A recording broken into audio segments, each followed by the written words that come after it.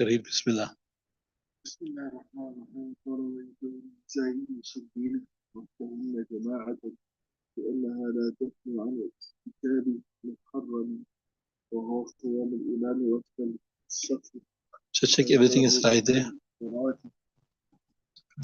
Come on.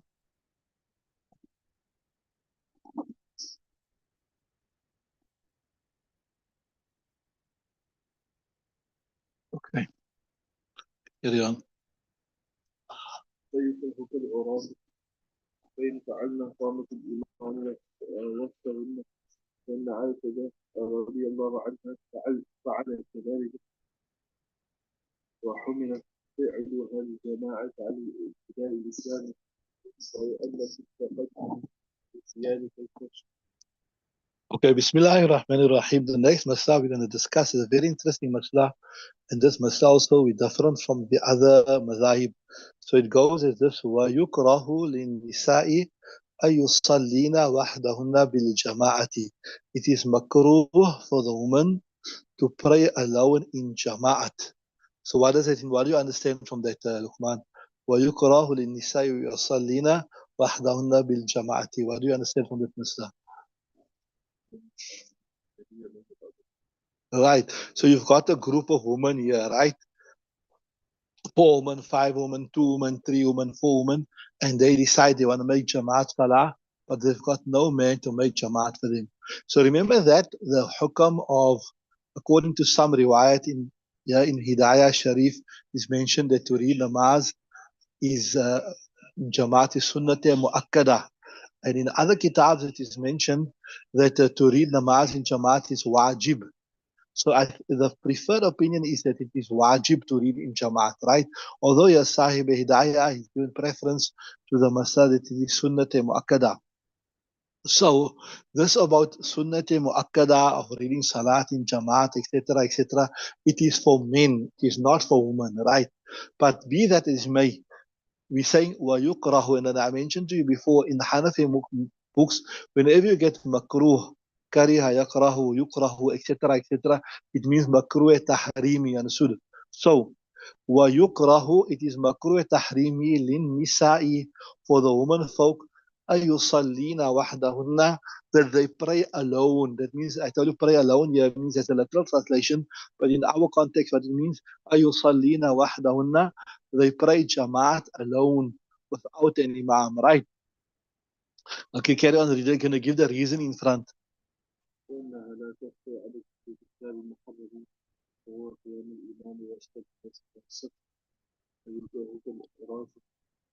Right. So they're saying, look here, why is it makruh to have a woman as an Imam?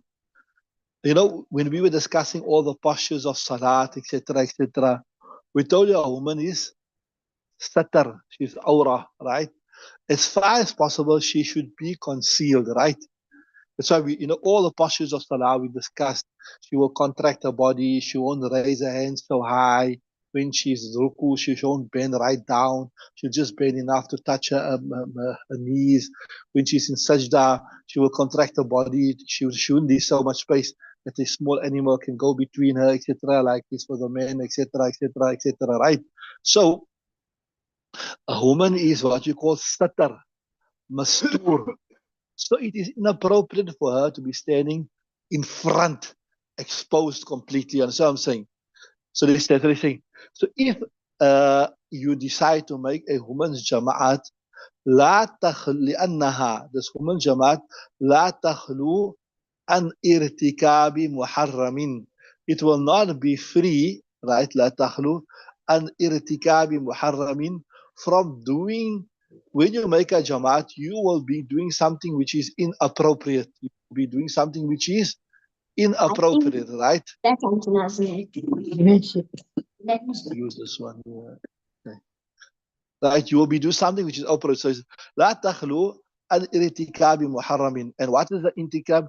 It's either وهو قيام الإمام وسط الوصف فيكره كالعراة. So if you say, okay, don't make them stand in front, right? Because a woman must be concealed, right? Let her stand in the middle of the stuff. right? Let us stand in the middle of the stuff. So then that is also not appropriate. Why? Because remember, Imam must be in front, right? And we discussed this in the chapter of Urat, that if people don't have clothes, for example, they were stripped of their clothes by the Israeli army, etc., and they want to pray. So the details were there. But if they decide to pray in Jamaat, what we say that the Imam will stand in the middle. He won't stand in front, because when he stands in front, his aura will be exposed to everybody. So uh, if we say now, let us stand in front, that is not appropriate. Why? Because she's being exposed while she's supposed to be mastur. If we say she must stand in the middle, that is also not appropriate. Why? Because normally the Imam must be in front.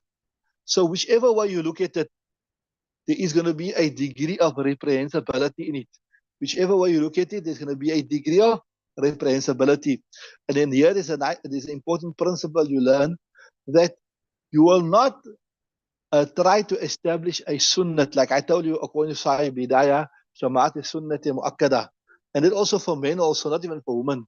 So you will not try to establish a sunnat mu'akkada and in the process commit something which is inappropriate. Right? So whichever way you look at it, whichever way you want to do it, if you make a stand in front, that is not correct, because why she will be, as a woman, she's supposed to be mastur, she's supposed to be concealed, right? So that's not right. If you make a stand in the middle, that's not also right. Why? Because the very nature of the Imam is that the Imam must be in front. The very nature of the Imam is that the Imam must be in front. So that is also not right. So why establish a sunnate mu'akkada at the expense of doing a forbidden action? So I'm saying, so that is what he's saying in the Ibarat there. لِأَنَّهَا, because making a woman's only jamaat, la takhlu, it is not free an irtikabi muharramin, from committing a haram. وهو قيام الإمام, what is the haram thing? Either وقيام الإمام وسط الصف, it is making the imam stand in the middle, right? فَيُكْرَهُ كَالْعُرَاتِ, so this is inappropriate only the time of necessity, like when the people are naked, then you do it, right? وَإِنْ فَعَلْنَا, and even if they, but they say now it is makruh to make a woman's only jamaat, right? But if they do it for whatever reason, they decide to make women jamaat. وَإِنْ فَعَلْنَا قَامَتِ الْإِمَامُ وَسْطَهُنَّ, then the imama, she will stand in the middle. Why? لأن عائشة, because it's Aisha Siddiqa radiallahu ta'ala, فعلت كذلك, she done like that. So now the question will come to your mind, okay, you'll be saying it's makruh, etc., etc., but here you're saying yourself that as Aisha Siddiqa radiallahu ta'ala anha, she made imamat, etc., right? لأن عائشة قالت كذلك وحمل فعلها الجماعة على ابتداء الإسلامي. This way she made وحمل فعلها جماعة namaz, and some ladies followed her, right? It was على ابتداء الإسلامي. This was in the beginning of Islam, right? Right. And then we say ولأن في تقدم ولأن في التقدم زيادة الكشف. So the other reason, remember I told you before, we gave the reasons why you will not make an imam.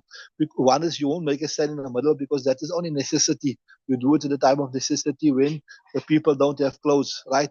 That's one. And then the other, I told you that also we won't make a stand right in front. Why? Because a woman is not supposed to be outstanding in front for everybody to see. So they say ولأن في التقدم, because في التقدم, making a stand in front, زيادة الكشف, is more of exposing of her, which is not in keeping with the status of a woman. She shouldn't be exposed, she should be concealed, right? Okay, carry on, read the next one. قال ومن صلى مع واحد فقامه عن يمينه في حديث ابن عباس رضي الله عنهما فإنه عليه الصلاة والسلام صلى به وأقامه عن يمينه ولا يتأخر عن إمامه. وعن محمد رحمه الله أنه يدع. Okay, so the new masla now we're discussing. So for example, you're making jama'at, right? Now normally we know when there are several people, the imam will stand right in front, right? And what will happen? The musallin will stand behind. But say for instance, you got two men, right? You want to make jama'at. وَمَنْ صَلَّى مَعَ وَاحِدٍ, So here we speak about a man in particular, right? So who wants to pray with ma'awah, one person with a man? أقامه أن يمينه. He will place him on his right, like him stand on the right, right? Right? لحديث ابن عباس رضي الله تعالى عنه, because of the hadith of Ibn Abbas. فإنه عليه السلام, because Nabi sallallahu alaihi wasallam صلى به, he prayed with, is a famous in hadith, you'll do this inshallah when you do the hadith books. Ibn Abbas spent one night, you came across hadith at the house of Rasulullah sallallahu alaihi wasallam, and then when Nabi sallallahu alaihi wasallam started praying at night, etc. So فإنه عليه السلام صلى به, Nabi Sallam prayed with him, وأقامه أن يمينه, he made him stand on his right. Right? Here, according to this opinion, ولا يتأخر عن الإمام. According to this opinion here, there is one musalli will stand directly in line with the imam. He won't go slightly back. ولا يتأخر عن الإمام. Right. But right, وأن محمد رحمه الله تعالى, but narrated on the authority of Imam Muhammad, أنه يضع أصابعه in the عقب الإمام. According to Imam Muhammad رحمه الله تعالى, he will place أصابعه, in this context, أصابع translated fingers, but toes, correct, yeah. He will place his toes in the عقب الإمام, so his toes will be in line with the heels of the Imam. So the main thing is the heels. So this, and the fatwa is upon this here, right?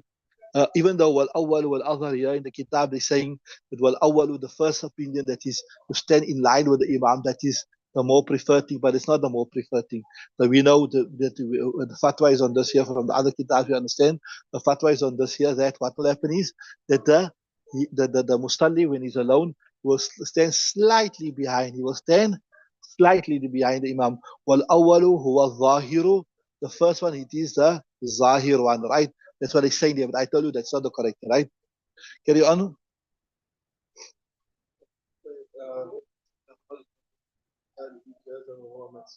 Wow, musi'un. So what they're saying in the next ibarat, look here, like I told you, according to what is mentioned in the kitab here, you will stand on the right of the imam, right? You will stand on the right of the imam. And I tell you the preferred opinion is you stand on the right, but slightly back, to such an extent that your toes will be in line with the heels of the imam, right? But if a person stood directly behind the imam, or he stood on the left of the imam, as long as he was slightly behind the imam, you say the jamaat is valid. What? The jamaat is valid. It does not affect or impact upon the validity of the jamaat in any way. Yes, we'll say it is contrary to the sunnah. It's not exactly according to the sunnah, so you won't get the reward of practicing upon the sunnah, but it does not impact upon the validity of the salat in any way. Okay, read the next one.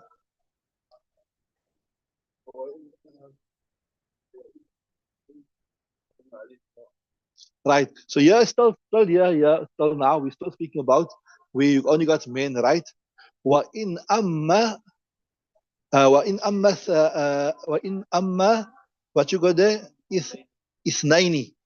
وَإِنْ أَمَّا اثنين تَقَدَّمَ عَلَيْهِمَا. So if a one person was the imam of two people, then like how we know, like a triangle, the imam will stand right in front and the two musallin will stand behind. وإن أما اثنين تقدم عليهما. Carry on.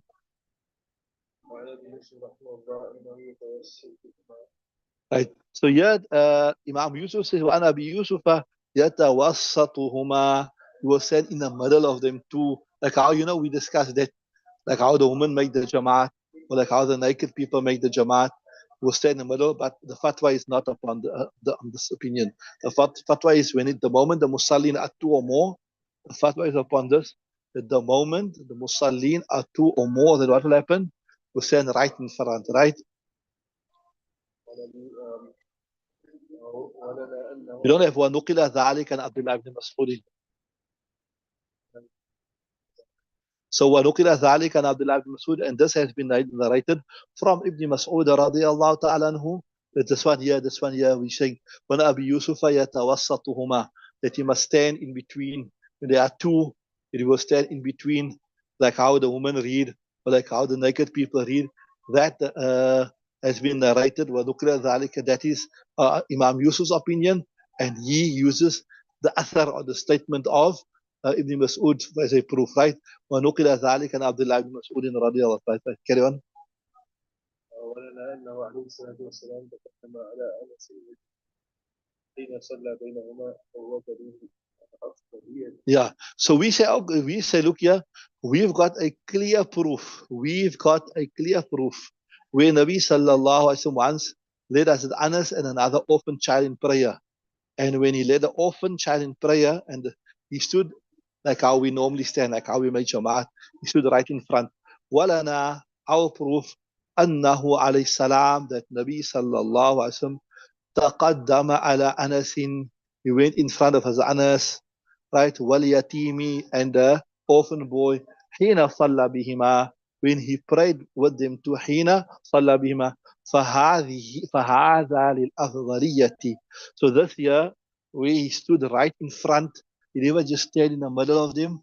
This is proof to show that this is the more virtuous thing. That when you got two or more musallin, stand right in front of them, right? وَالْأَثَرُ دَلِيلٌ لِلْإِبَاحَةِ. That statement there, right? That statement there, وَالْأَثَرُ دَلِيلٌ لِلْإِبَاحَةِ, that is we're answering the opinion of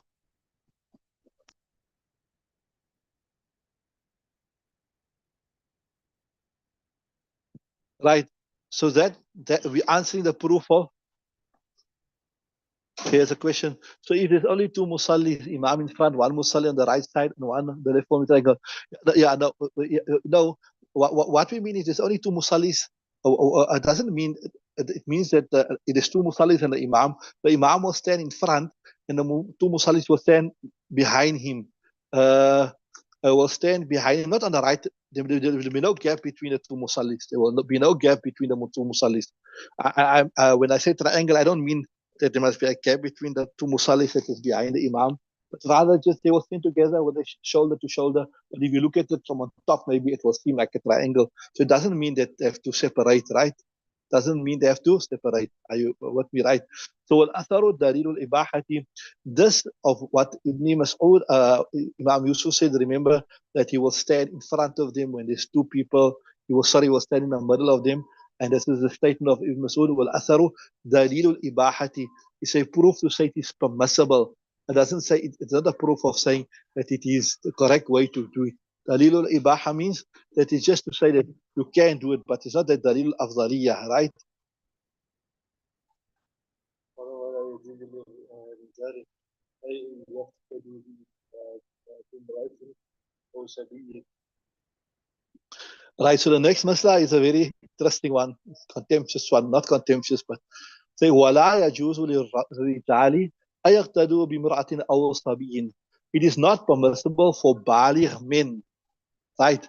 Baligh men to follow a woman or a nabaligh child, right? So if a child that hasn't reached, and remember in Sharia you can become baligh one of two ways. One is you reach the age of 14 and a half Islamic years. Well, you reach the age of 15 years, which is 14 and a half Islamic years, or you show the signs of puberty, right? You have ihtilam, you can have wet dream, or you can impregnate a woman. That will come later on, we'll discuss that. So a person who is not baligh as yet, right? You will not be able to leave the baligh men, the mature men in prayer, right? And in the Hanafi madhab, this even refers to the Taraweeh Salah. This even refers to the Taraweeh Salah. So, وَلَا يَجُوزُ لِلرِّجَالِ أَيَقْتَدُوا بِمِرْأَةٍ أَوْ سَبِيٍّ. Right? So carry on there. أَمَّا الْمَرْأَةُ عليه الصلاة والسلام أخبروهن من حيث أخبرهن من حيث أخرهن الله فلا يجوز تقديمها. So what's our proof to say that a woman cannot be the imam of a man? There are many proofs, but one of the main proofs is this: أما المرأة, because as a woman, فلقوله عليه السلام, because of the statement of Nabi sallallahu alaihi wasallam, أخروهن من حيث أخرهن الله. أخروهن, keep them behind. أخروهن من حيث, from where أخرهن الله, where Allah Ta'ala has kept them behind. فلا يجوز تقديمها. So what he's saying is, Allah Ta'ala, this is a separate subject matter, but we don't want to go into that. But Allah Ta'ala has got designated a different role for a woman in Islam. Allah Ta'ala has designated a different role for a man in Islam. Right? الرجال الرجال قوامون على النساء. Men, they are the keepers of the woman, etc. So Allah Ta'ala has made it as such that a woman shouldn't be in the forefront of things. Like how we told you now, she won't be imam in front, right? She must be behind. She's awrah. She's satar. So Allah Ta'ala and Nabi Sallallahu said that akhiruhunna, keep them in the shadows, right? Haythu akharahunna Allah, like Allah Ta'ala has kept them in the shadows. فَلَا يَجُوزُ تَقْدِيمُهَا. So it will not be permissible to put her in front, because this will be going against an explicit hadith. Carry on. أما الصبي فلأنه متنفل فلا يجوز اقتداء مفترض به. Right. So there's another masla here. It's a famous like ayah. You know, I told you you get a masala of al-qira'atu khalf al-imam, etc., etc. There's another masala called al-muftaridu khalf al-mutanaffil. Whether a person who is reading faraz namaz, a person reading faraz namaz, can he pray behind a person who is reading nafil namaz? Right. So in the Hanafi madhab, a person who is reading faraz namaz cannot pray behind a person who is reading nafil namaz. I repeat that, a person who is reading faraz namaz cannot pray behind a person who is reading nafil namaz.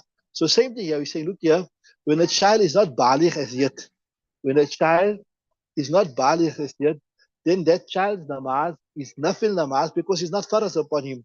So if you're going to make an adult whose namaz is faraz, right? So that means a person reading faraz namaz will be praying behind a person who's reading nafil namaz. And that doesn't make sense. Like I told you before, you know, if you look at a train, the engine must be strongest to be able to pull the carriage, right? The carriage doesn't pull the engine, right? So the engine is the one that has all the power.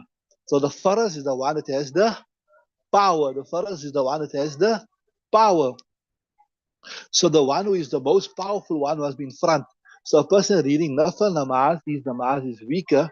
So how can the person who is reading the weaker namaz pull the person who is reading the stronger namaz, right? So that's what we're saying. وَأَمَّا الصَّبِيُّ فَلِأَنَّهُ مُتَنَفِّلٌ. Because as for a child, because his namaz is nafil, فَلَا يَجُوزُ اِقْتِدَاءُ الْمُفْتَرِدِ بِهِ. So it will not be permissible of a muftarid, a person reading faraz namaz, to follow the mutanafil. Right? وفي التراويح والسنن المطلق جوزه مشايخ بلخ. But you know Tarawih namaz, right? Which is sunnat mu'akkada, and sunan mutlaq, in if you're reading some other sunnat in Jamaat, whatever, جوزه مشايخ بلخ. The mashayikh of Balkh, the Hanafi, they given permission. But ولم يجوزه مشايخنا, like I told you, I mentioned to you earlier that the preferred opinion, is not permissible, whether it is nafil namaz, whether it is sunnat namaz. Walam yujawizu mashayikhuna. Our ulama have not given permission, right? Okay, let's stop. The time is up. We'll continue tomorrow, inshallah. From the best of the Subhanallah bihamdihi, subhanakallah bihamdika, wa nashhadu an la ilaha illa anta, nastaghfiruka wa natubu ilayk.